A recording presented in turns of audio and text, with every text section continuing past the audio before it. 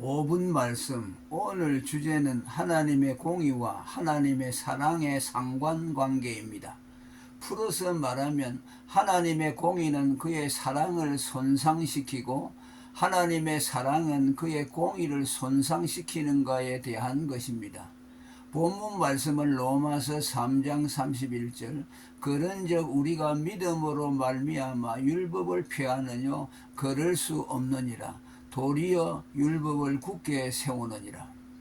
먼저 정말 공의는 하나님의 사랑을 희생시키는가? 흔히 죄인을 지옥에 보내는 기독교의 최후 심판은 오직 엄격한 율법적 공의로만 죄인을 재단한 결과이며 거기엔 전혀 하나님의 사랑이 깃들어 있지 않다고 말합니다. 맹목적인 사랑을 모토로 내건 휴머니스트들의 주장입니다. 그러나 이는 사실과 다릅니다. 정확히 말하면 최후의 지옥 심판은 단지 율법만의 심판만이 아닌 하나님의 사랑을 거부한 것에 대한 사랑의 심판이기도 합니다. 물론 그 심판을 촉발한 1차적 원인은 율법을 저촉한 죄이고 그것이 율법의 심판을 낳았지만 단지 그것이 최종적인 심판이 되게 하지는 않았다는 말입니다. 실제로 하나님은 인류 조상 아담이 최초로 범죄했을 때 즉시 최종적인 지옥 심판을 내리시지 않고 그에게 기사회생할 수 있는 은혜를 제공하셨으며 이는 그에게 가죽옷을 입혀주시는 것을 통해 보여주셨습니다. 아담이 가죽옷을 입은 것은 그리스도의 구속의 의, 곧 사죄의 은총 혹은 죄의 가려움을 입음을 예표했으며 그 의미는 심판받을 죄인이 그리스도의 의를 입어 사죄의 은총을 입게 하신다는 뜻입니다. 반대로 만약 누가 이 그리스도의 의를 입지 않아 사죄의 은총을 받지 못하면 그에게 최후의 지옥 심판이 따라옵니다. 이는 그에게 제공된 하나님의 자비를 스스로 걷어찬 때문이며 따라서 그에 따르는 지옥 심판에 대해서는 누구 탓도 할 수 없게 합니다. 히브리서 10장 29절은 불신의 죄를 모세의 법을 범한 죄에 비해 더 본질적이고 극악한 죄로 규정했으며 그 이유를 자신에게 시여된 하나님의 사랑을 거부함으로써 그 사랑의 실체인 하나님 아들을 밟고 언약의 피를 부정한 것으로 여기고 은혜의 성령을 욕되게 한 때문이라고 했습니다. 나아가 이렇게 그의 피로 구속을 이루어 율법을 완성한 그리스도를 받아들이지 않아서 그에게서 율법이 완성되지 못하니 당연히 율법의 심판도 함께 따라오는 것입니다. 로마서 13장 10절 사랑을 율법의 완성이라고 한 것은 인본주의 문학가들이 맹목적인 사랑 예찬을 위해 습관적으로 인용하는 미사 여구가 아닙니다. 이는 그리스도가 죄인을 대신해 자신의 생명을 죄삭스로 지불하여 율법을 완성했다는 뜻입니다. 따라서 율법의 완성자 예수를 받아들이지 않으면 그에게서 율법이 성취되지 못하는 것은 당연하며 그 결과 그에게 율법의 심판이 따라 붙는 것이 정상입니다. 결국 죄인이 예수를 안 믿어 심판을 받는 것은 하나님의 구속의 사랑을 거부하여 아들의 거룩한 피를 짓밟고 은혜의 성령을 욕되게 한 죄에 더하여 예수님이 완성한 율법을 거부하여 그에게서 율법이 성취되지 못하게 한 죄 때문입니다.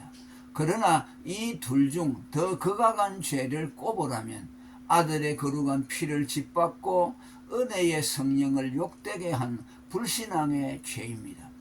기독교인이 전도할 때 예수 천당과 함께 왜 지옥 갈 죄를 말할 때 다른 죄를 들먹이지 않고 불신지옥이라고 했는가를 이해할 만하며 죄인이 최후의 지옥 심판을 받는 것은 율법의 엄미함 때문이기도 하지만 하나님의 사랑을 스스로 걷어찬 때문입니다. 두 번째로 하나님의 사랑은 공의를 희생시키는가입니다. 세상 사람들은 기독교의 핵심 가르침 중에 하나인 예수 그리스도를 믿으면 구원받는다는 이신덕구 혹은 이신칭의를 두고 기독교는 공정도 정의도 없는 무질서 그 자체라고 비난합니다. 그들이 무소불위의 권위를 부여한 괴물인 믿음이 세상의 공정과 윤리를 다 집어삼켰다고 말합니다. 그러나 이는 곡해이며 이런 곡해는 그리스도라는 단어가 함의한 의미를 보지 못한 데서 기인합니다. 그리스도는 우리 대신 죄값을 지불하여 곧 율법을 완성시킨 분을 의미하며 예수 그리스도를 믿으면 죄사함과 구원을 받는다는 말은 그를 대신하여 하나님께 죄값을 지불하여 율법의 요구를 성취하신 예수 그리스도를 믿으면 구원을 받는다는 뜻입니다. 따라서 예수 그리스도를 믿으면 구원 얻는다는 말씀은 율법적 공의와 공정을 무너뜨리는 것이 아닌 오히려 율법을 성취하는 유일한 길입니다.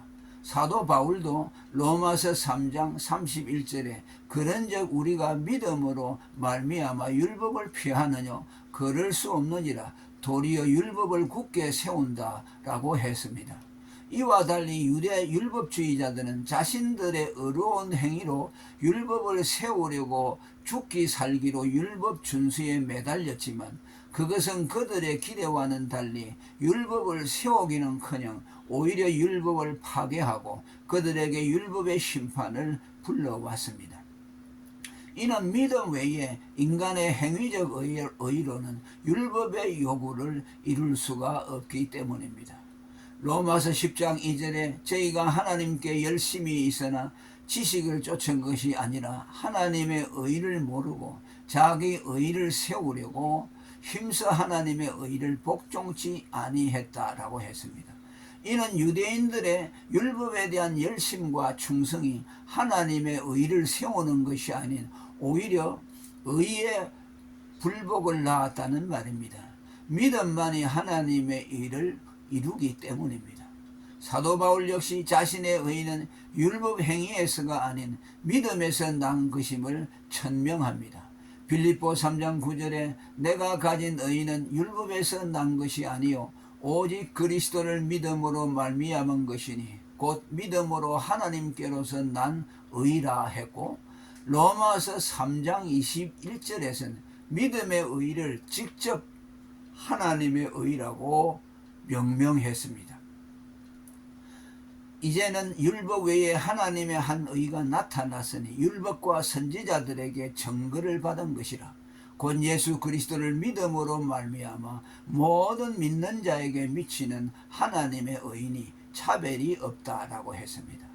믿음으로 말미암은 의만이 유일하게 율법을 완성하는 하나님의 의라는 뜻입니다. 당신이 가진 의는 그리스도를 믿음으로 말미암은 영원한 하나님의 의입니까? 아니면 당신의 선행으로 만든 낡아지는 옷과 같은 의입니까? 할렐루야.